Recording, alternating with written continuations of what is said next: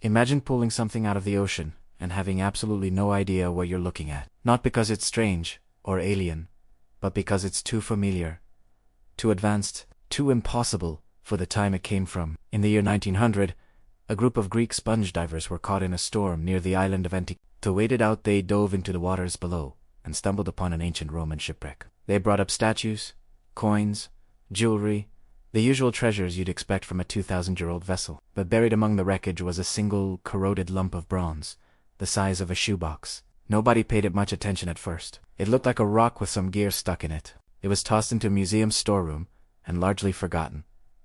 That decision would haunt historians for decades. Think about the last time your phone died and you couldn't figure out what day it was. We are obsessed with tracking time, predicting the future, knowing exactly when things will happen. We built atomic clocks, satellites, and billion-dollar space programs just to keep our calendars accurate. Now imagine living in ancient Greece. No electricity, no computers, no digital anything. And you somehow build a device that predicts the positions of the sun and moon, forecasts, eclipses, and maps every known planet. With gears, tiny, hand-cut, impossibly precise bronze gears. Here's what makes this story so unsettling. The Antikythera mechanism was built somewhere around 100 to 150 BC. That's not a typo. Over 2,000 years ago, an unknown engineer crafted a device with at least 37 interlocking bronze gears. Some teeth were less than a millimeter apart. Nothing comparable would appear in human history for another 1,400 years. The next device of similar complexity was the mechanical clock of medieval Europe, built in the 14th century AD. Where did it come from, and where did it go? Modern X-ray and 3D imaging finally cracked open its secrets in the early 2000s.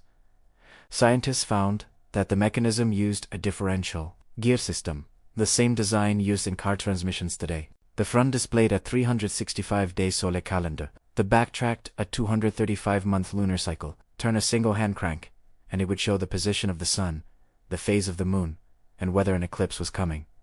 It wasn't just a calendar, it was a predictive astronomical computer. Mechanical, hand-operated.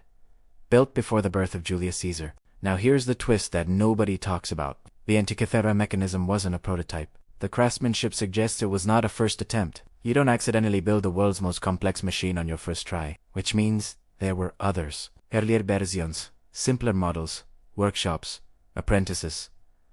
A whole tradition of mechanical knowledge, and every single trace of that tradition has vanished completely. Not one similar device, not one fragment, not one written manual has ever been found. An entire branch of human engineering disappeared without a single footprint. The Romans conquered Greece. Libraries burned, knowledge died, and somehow, this one broken device survived at the bottom of the sea just long enough for us to find it. What the Antikythera mechanism forces us to confront is deeply uncomfortable. We like to think of history as a straight line, primitive to advance, simple to complex. But this device destroys that story. Ancient humans were not less intelligent than us. They were not waiting around for someone to invent the future. In the right conditions, with the right minds, they built things that took humanity over 1,000 years to rediscover. The mechanism now sits in the National Archaeological Museum in Athens, behind glass, in fragments. Researchers are still decoding it. A full-scale working replica was only completed in 2021. And every time a new scan reveals something hidden, scientists get a little quieter, because it keeps being more advanced than anyone expected. We found one ancient computer. One. And it rewrote everything we thought we knew about human history. The real question isn't how they built it. The real question is, what else did they build that we haven't found yet?